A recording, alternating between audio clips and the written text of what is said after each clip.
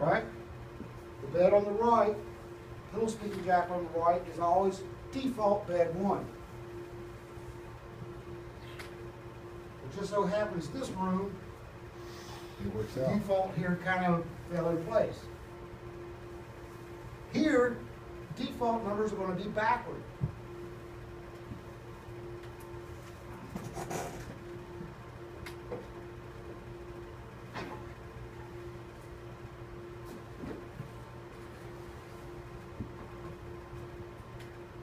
That dial number is going to be 102.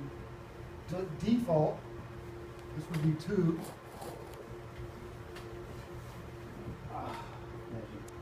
Have I lost anyone yet? But my bed naming is still going to be bed closest to the door is always A. So for my naming, it's going to be west 102A, west 102B. One thing wrong here.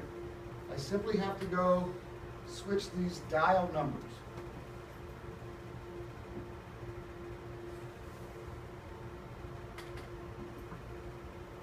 Nothing is written in stone at all as far as your numbering goes. You have the config tool. You can change those numbers on the fly, no sweat. So again, you're going to picture yourself standing right here, looking at that station, and know that default bed 1 is going to be on the right. You have to be aware of this, gang. So this time around, I'm not going to be concerned. I need to make you aware of this scenario right here. You've got to be aware of it.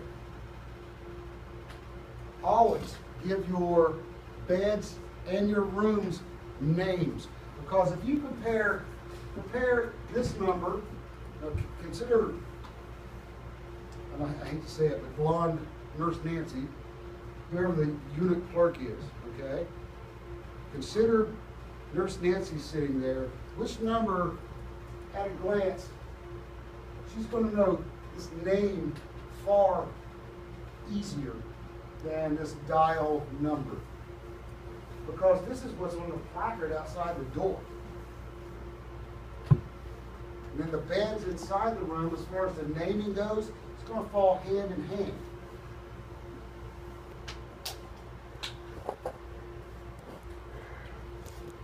So this time around, when you guys are doing your programming, I want you to use this naming scheme that I've come up with.